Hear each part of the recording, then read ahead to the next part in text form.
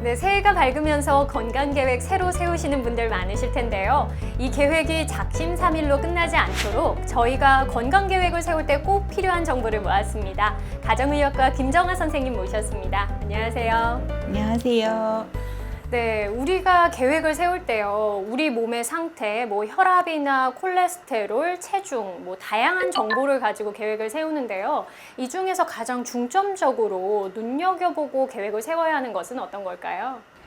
건강 계획을 세울 때 먼저 자신에게 질병이나 상해를 일으킬 수 있는 위험 요인이 무엇인지 파악하는 것이 가장 중요합니다. 네. 만약에 고혈압이 있는 환자라면 올해 건강 계획의 목표로 혈압을 낮추는 것을 선택하시는 것도 고려해 볼 만한데요.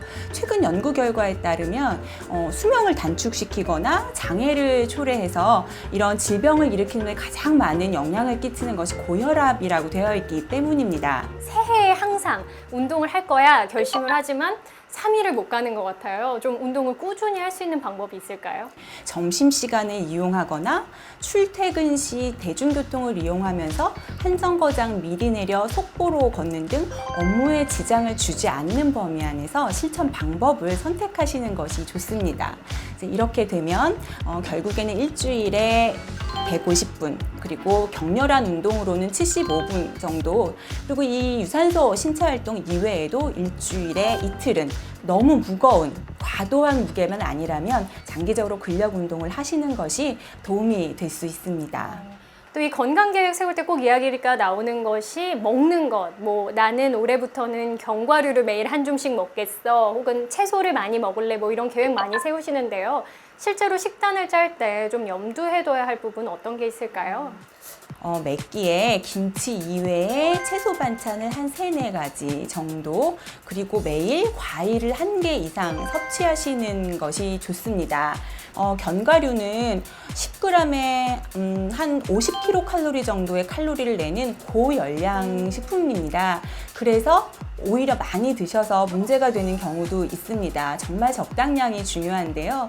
외국의 경우를 보면 30에서 한 42.5g 정도로 제시하고 있고요. 근데 일일이 그람수로 확인하고 먹을 수는 없어서 일반적으로 일반인들이 손쉽게 먹을 수 있도록 한 줌 정도라고 얘기를 합니다. 한 줌 정도의 견과류 역시 섭취하시는 게 좋습니다. 네, 이 건강을 지키기 위해서 또 하는 것이 건강검진인데요. 어떻게 계획을 세워야 좀 더 이 건강검진을 잘 활용해서 건강을 지킬 수 있을까요?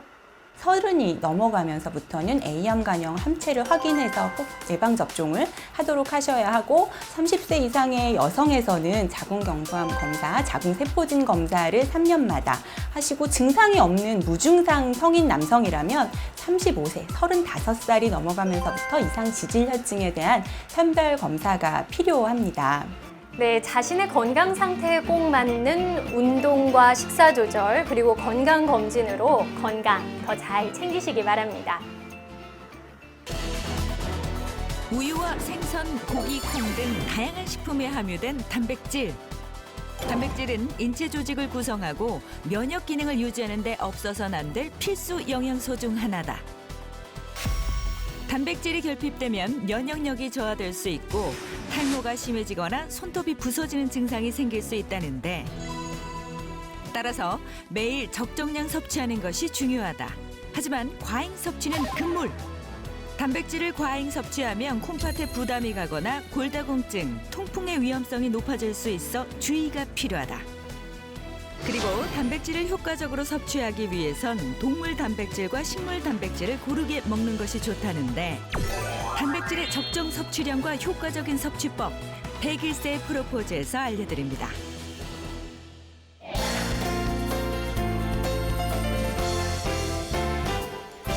안녕하세요. 101세 프로포즈 아나운서 조수빈입니다. 근력과 면역력을 유지하기 위해서는 단백질을 섭취하는 게 중요하다고 하는데요. 보통은 동물 단백질보다 식물 단백질을 선호하시지만 사실은 2가지 단백질을 고루 섭취해야지 몸에서 더 효과적으로 쓰일 수 있다고 합니다. 자, 그래서 오늘은 단백질을 효과적으로 섭취하는 방법 알아보도록 하겠습니다. 도움 말씀 주실 2분 나오셨는데요. 먼저 이화여대 식품영양학과의 권호란 교수님 나오셨습니다. 어서 오세요. 안녕하세요. 네. 네, 또 저희 101세 프로포즈 주치의시죠. 정형외과 전문의 이수천 선생님 나오셨습니다. 어서 오세요. 예.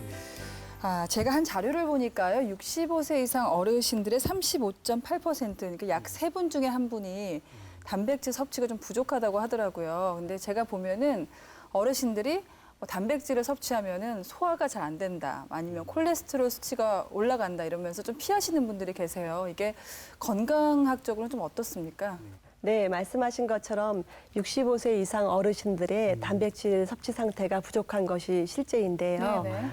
그 이유는 소화가 잘 안 된다거나 아니면 치아가 좋지 않으시거나 혹은 콜레스테롤 수치가 높아서 걱정하시는 분들이 계셔서 단백질 식품을 적게 섭취하기 때문이시죠. 예. 근데 실제로 이 단백질은 노후에도 또 콜레스테롤이 높은 경우에도 필요량만큼은 꼭 드셔야 된답니다. 아, 그래요? 예, 단백질이 영어로 프로테인 이렇게 얘기하는데요. 그거는 이제 그리스어로 유래된 것이에요. 프로테오스에서 유래된 것인데 네. 그 풀어보면은 가장 중요한 이렇게 뜻을 가지고 있습니다. 우리 몸은 상당히 많은 수천 가지 물질로 돼 있는데요. 네. 그것이 다 단백질로 만들어지는 것이죠. 그래서 그러네요. 예. 네, 우리가 보는 것처럼 이 근육이나 뼈나 또 뭐 피부, 머리카락, 손발톱 이거 다 단백질로 돼 있고요. 또 호르몬, 그다음에 그 신경 전달 물질 이런 것들도 다 단백질로 돼 있습니다. 네. 면역도 물론 단백질이 굉장히 중요하고요. 네. 이렇게 생명 유지에 단백질이 중요하기 때문에 어떤 경우라도 필요량만큼은 꼭 드셔야 됩니다. 그러네요. 예. 교수님 말씀하신 대로 단백질이 우리 몸 구성 성분이고 여러 기능을 유지하는데 아주 중요한 영양소인데 네. 그 영양소가 만약에 부족하면 우리가 머리카락이 빠진다든지 이 손톱이 자꾸 깨진다든지 그렇죠. 조수빈 아나운서 그런 적은 없죠? 저는 아이 낳고 아하. 손가락이 손톱이 찢어지더라고요. 가보니까 단백질이 부족해서 그렇다고. 예. 애 때문에 단백질이 부족했는 것 같네요. 네. 그 외에도 이제 어르신 경우에 자꾸 피곤하고 면역력이 떨어지고 상처나 염증이 잘 낫지 않는 경우도 네. 단백질 부족 현상의 하나죠. 네. 우리가 나이가 들어가면 자꾸 근육량이 줄어든다고 하는데 근육이 결국은 혈당도 조절하고 혈압을 낮추는 기능을 하는데 나이가 들어가 자꾸 근육량이 줄어드는데 단백질을 적게 드시면 더 많이 예. 드니까 단백질을 꼭 챙겨 드시는 게 중요하겠습니다. 그렇군요. 뭐 근육을 키우거나 체중 감량을 하시는 분들 가운데서 왜 한때 유행했어요. 황제 다이어트라고 네, 맞아요. 뭐 소고기나 닭고기 아주 고단백으로 섭취하는 그런 방법이 있는데 단백질을 너무 많이 섭취하는 것도 좋지는 않을 것 같거든요. 단백질이 아주 중요하지만 네. 너무 많이 드시면 오히려 해로울 수도 있습니다. 왜냐하면 단백질은 많이 먹게 되면은 필요한 것이 단백질로 저장되지 않고 네. 지방으로 전환돼서 저장되기 때문에 비만의 우려가 생기죠. 오히려. 네. 네. 또 하나는 단백질에는 질소가 있는데 그것은 항상 요소로 만들어서 우리 몸속을 배설하는데요. 그러려면은 콩팥으로 가서 소변으로 배설돼야 되거든요. 그러니까 과도하게 콩팥에 부담을 줄 수도 있는 것이죠. 또 말씀하신 것처럼 그 황제 다이어트 때문에 단백질만 드시는 분이 있는데 그러면 급한 열량원이 없거든요. 그러면 우리 몸속에 있는 근육 단백질을 그냥 열량으로 써버립니다. 그렇기 때문에 오히려 근육 손실이 일어난다. 이런 말도 있는 것이죠. 뭐든지 골고루 드시는 게 아주 중요하잖아요. 하나만 너무 많이 들면 여러 가지 부작용이 나타나는데 단백질도 너무 많이 들면 이제 소변에 단백뇨라는 현상으로 이제 배설이 되는데 이때 칼슘하고 같이 배설이 되면 골다공증의 원인 중에 하나가 될 수가 있고 우리가 단백질이라고 해서 고기만 자꾸 드시면 그게 관절에 요산이 축적해서 결국 통풍의 원인이 될 수가 있고요. 또 콩팥도 결석을 야기할 수 있으니까 조금 적절히 드시는 게 좋겠습니다. 네. 지금 통풍이나 비만 말씀을 해주셨는데 이제 동물 단백질 같은 경우에는 건강에 너무 많이 먹으면 건강에 좋지 않다는 건 확실한 것 같아요. 근데 요건 어떨까요? 콩이나 뭐 두부 같은 건 역시 콩으로 된 식품 같은 것들은 아무리 많이 먹어도 괜찮다 이런 생각이 좀 들거든요. 지금 선생님 말씀하신 네. 그 요소 관련돼서 예를 들면 식물 단백질은 그런 요소를 배설하는 데 필요한 비타민 C 같은 게 좀 있습니다. 따라서 동물 단백질보다 조금 더 유리할 수 있겠죠. 그러나 너무 많이 먹게 되면 그게 요산으로 만들어지고 또 질소 노폐물이 많이 만들어지거든요. 그래서 결국에는 콩팥에 부담이 가는 것이죠.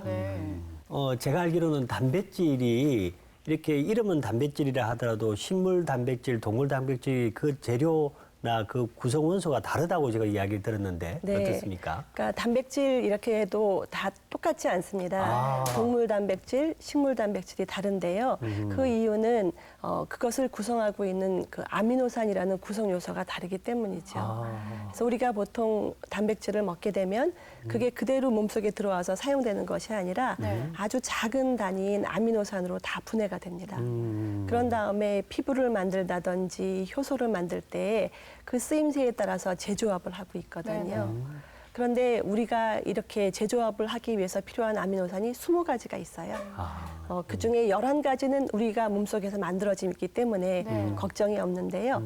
나머지 9가지는 우리가 만들 수가 없습니다. 그래서 반드시 식품을 먹어야 하는데 식품 안에 있는 아미노산은 저마다 다 구성이 달라요. 그래서 이것을 고르게 먹지 않으면 우리가 어느 거 하나 부족해지는 그런 경우가 생길 수 있습니다. 그럼 내가 오늘 두부나 두유를 많이 먹었으니까 고기는 좀 안 먹어도 돼 이런 게 아니겠네요. 네, 골고루. 그렇죠. 예. 그러니까 만약에 그렇게 한 가지를 치중해서 먹게 되면 어떤 일정한 한 가지 일부 아미노산이 부족하게 되거든요. 그러면 이것 때문에 나머지를 다 잘 먹어도 효율이 없어지는 것이죠. 뭐 예를 들어 볼 수 있는데요. 저희가 이게 뜨개질 같은 거 할 때 원하는 모양과 색을 가지고 뜨개질을 하는데요. 그중에 한 가지 실이 부족하면 나머지 실이 아무리 많아도 완성을 못합니다. 그거랑 같은 것이 단백질인 거죠. 네. 그러면요 이런 건 어떨까요? 동물 단백질 가운데서도 우유랑 생선이랑 고기랑 네. 다른지 또 식물 단백질도 식품마다 좀 저마다 역할이 다른지도 궁금하거든요. 네, 네. 저희가 이제 크게 얘기해서 동물 단백질에는 아미노산, 이 9가지 아미노산이 고르게 들어 있습니다. 그래서 이 동물 단백질을 보통 우리가 완전 단백질, 그래서 좋다, 이렇게 얘기하죠. 그리고 식물 단백질은 이 9가지 중에서 한두 가지가 꼭 부족되게 돼 있어요. 그래서 우리가 이거를 불완전 단백질이다, 이렇게 얘기하는데요.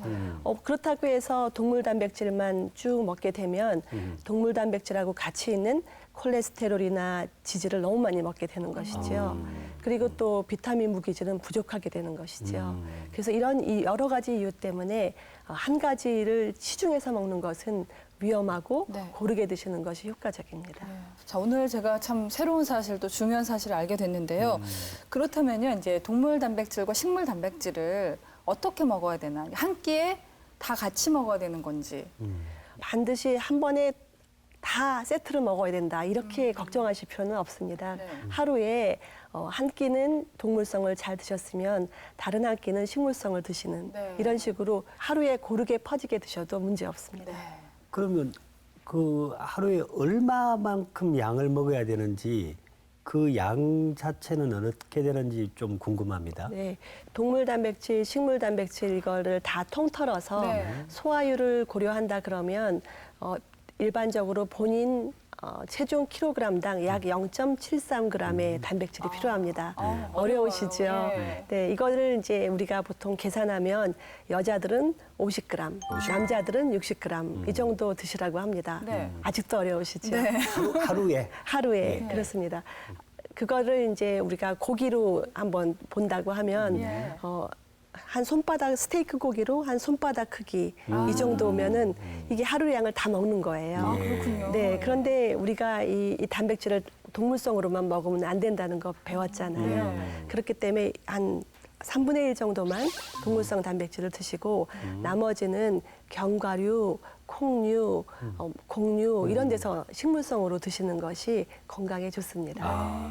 고기 구워 먹으면 두부찌개도 좀 먹고 그렇죠. 두유도 좀 마시고 이런 게 좋을 것 같은데 보통 이제 우리가 회식을 하거나 해서 고기를 많이 먹을 때가 있어요. 구워서.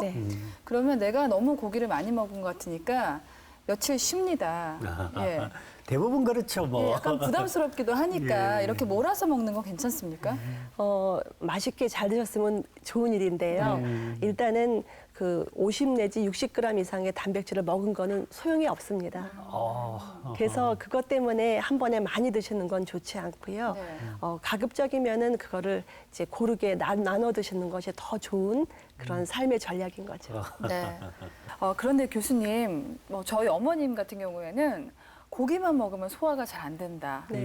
또 뭐 이가 이제 흔들려서 못 먹겠다 이렇게 말씀 많이 하세요. 아무리 드시라고 해도 이런 분들한테 좀 도움이 될 만한 조리법 같은 거 있을까요? 네, 그러니까 조리도 소화의 첫 단계이죠. 네. 그래서 보통 단백질을 열에 가한다거나 잘게 다지는 것, 그래서 씹기 좋게 소화가 잘 되게 하는 것, 이거는 많이 아실 거예요. 네. 근데 이 외에도 단백질을 분해하는 효소가 많이 들어있는 식품이 있습니다. 그런 것을 같이 드시면 좋은데요.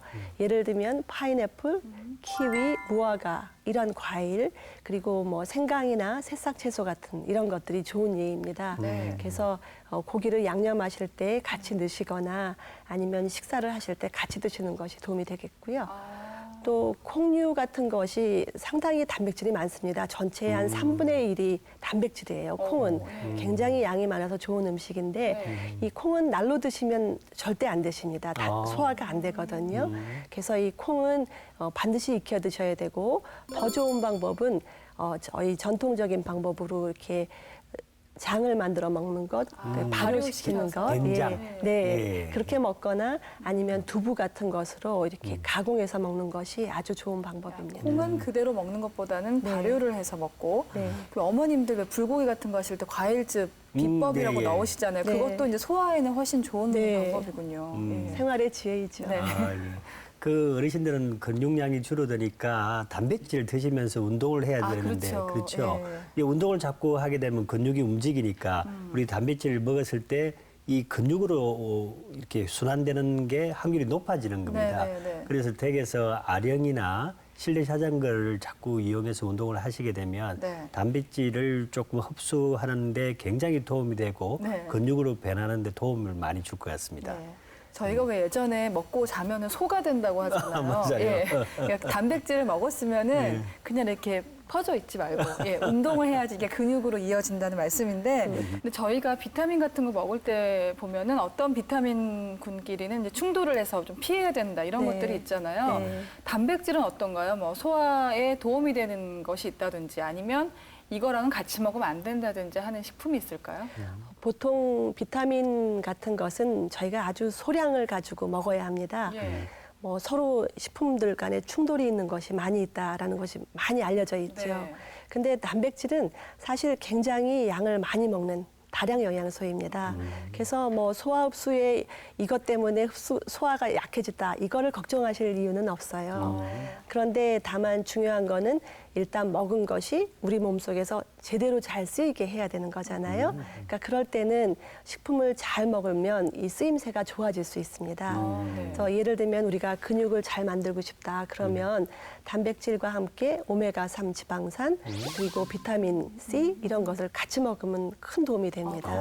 예. 네, 그래서 좋은 식품은 예를 들면 고등어 같은 것은 오메가3 지방도 많고 네. 단백질도 많습니다. 등푸른 생선. 네, 등푸른 예. 생선이 아주 좋은 식품이 될 수 있고요. 네. 또 우리가 보통 단백질을 먹을 때 이런 귤 같은 비타민 C가 많이 들어있는 것 이걸 또 같이 드시는 것도 하나의 방법이 될 수 있죠. 제가 한 가지 덧붙인다면 우리가 속이 쓰리면 그 빨아먹는 제산제 또는 알약으로 된 제산제도 있습니다만 네네. 그걸 드시는 분이 많잖아요.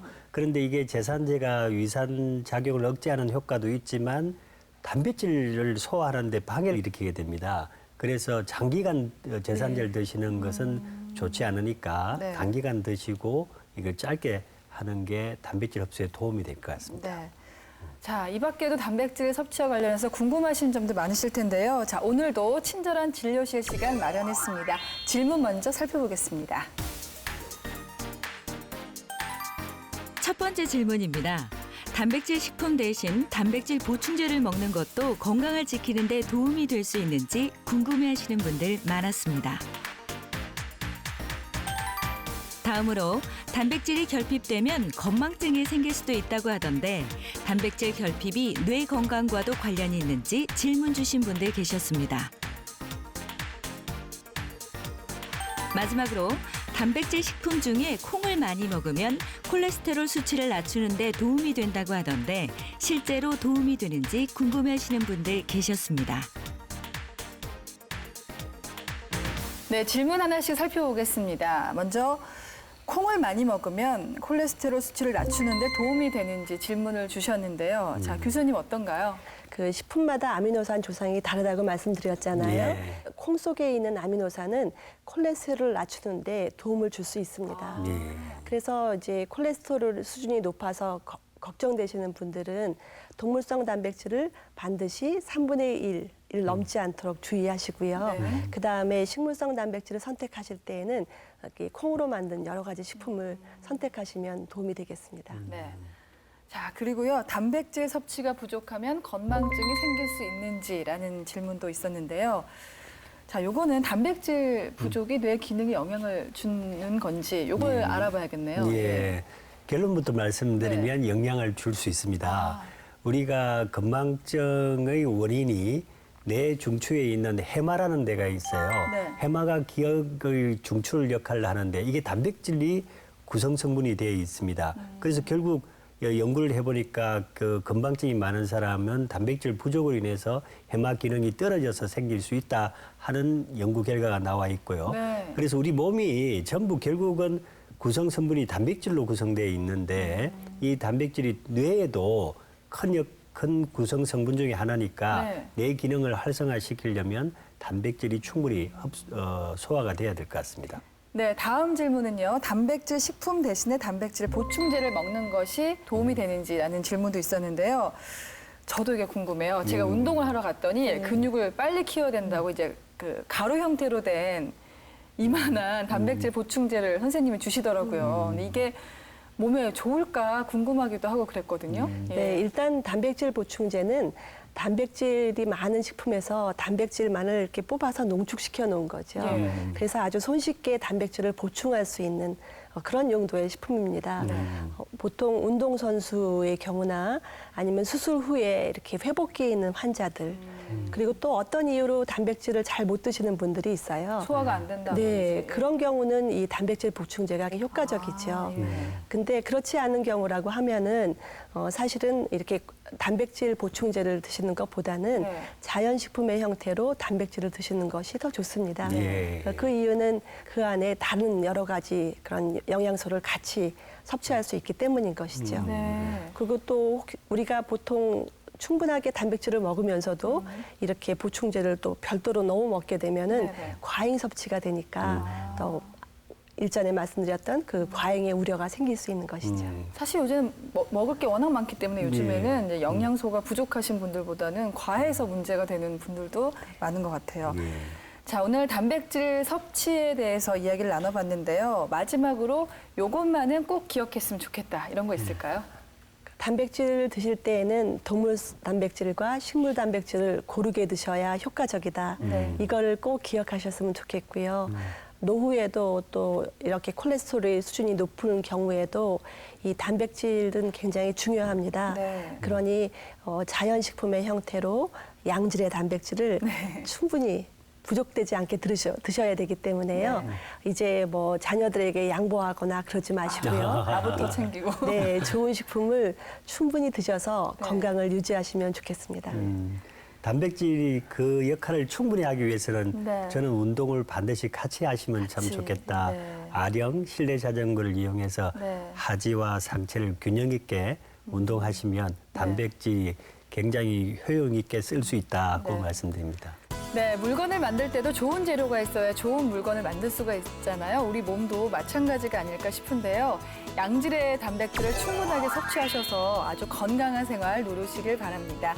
자, 오늘 함께해 주신 시청자 여러분 고맙습니다. 저희는 다음 주에 더 건강하게 찾아뵙겠습니다. 감사합니다.